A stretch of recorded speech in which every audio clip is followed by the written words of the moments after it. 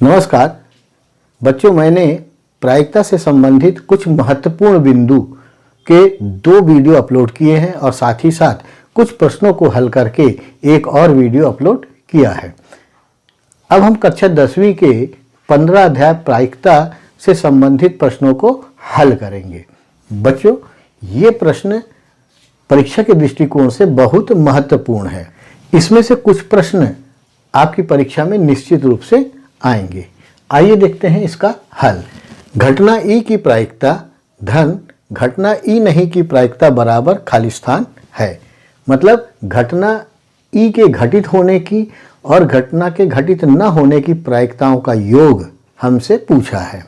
बच्चों, पूरक घटना में मैंने बताया था कि किसी घटना का घटित होना और उस घटना का घटित नहीं होना दोनों की प्रायिकताओं का योग एक होता है।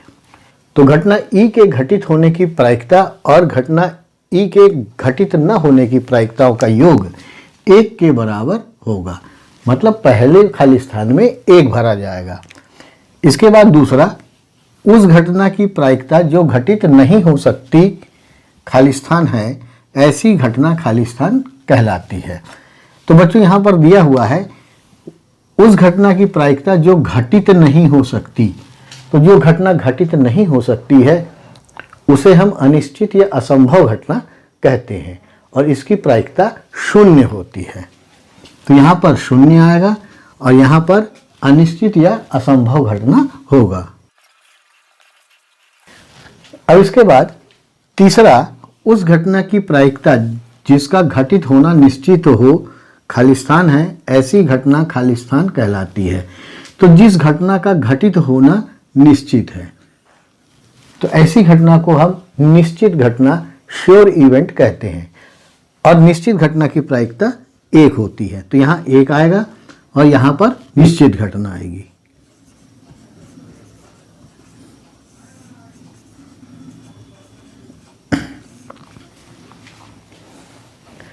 अब चौथा, किसी प्रयोग के सभी प्रारंभिक घटनाओं की प्रायिकताओं का योग खाली स्थान है।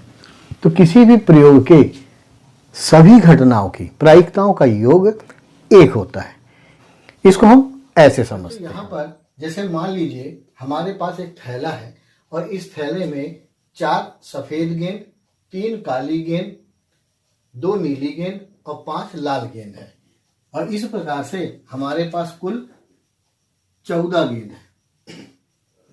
अब हम सभी गेंदों को निकालने की प्रायिकता निकालेंगे और उनको जोड़ के देखेंगे कि उत्तर कितना आता है।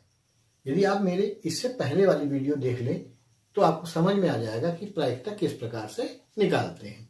अब बच्चों, यदि हमें इस थैले में से एक सफेद गेंद निकालनी है तब उसकी प्रायिकता कितनी होगी? तो हमारे पास सफेद गेंद कितनी है? 4 है और कुल गेंद कितनी है? 14। तो घटनाओं की संख्या 4 हो जाएगी और प्रतिदर्श समष्टि 14 होगा। तो गेंद थैले में से एक सफेद गेंद निकालने की जो प्रायिकता होगी वो 4/14 होगी। ठीक इसी प्रकार यदि हम थैले में से एक काली गेंद निकालें तो काली गेंद निकलने की प्रायिकता कितनी हो जाएगी? काली गेंद हमारे पास 3 है तो घटनाओं की संख्या 3 और कुल गेंद 14 है तो घटनाओं की संख्या 14 होगी। और यदि हम नीली गेंद निकाले, थैले में से कोई एक नीली गेंद निकाले तो नीली गेंद निकालने की प्रायिकता, नीली गेंद 2 है तो 2/14 होगी।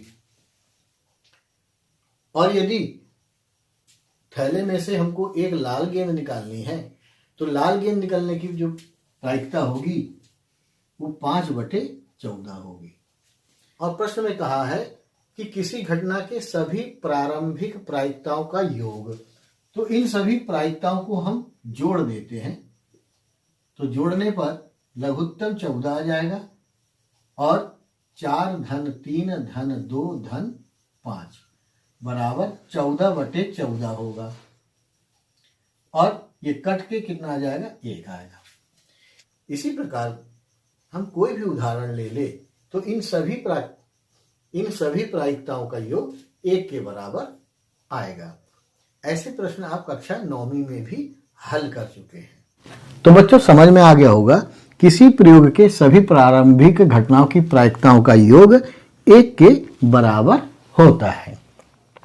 अब पांचवा और अंतिम, किसी घटना की प्रायिकता खाली स्थान से बड़ी या उसके बराबर होती है तथा खाली स्थान से छोटी या उसके बराबर होती है।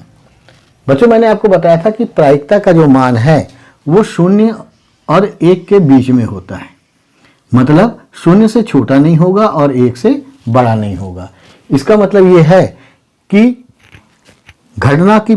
किसी घटना की प्रायिकता 0 से बड़ी या उसके बराबर होती है तथा 1 से छोटी या उसके बराबर होती है। तो बच्चों इस तरह से आप भी इन प्रश्नों को हल कर सकते हैं।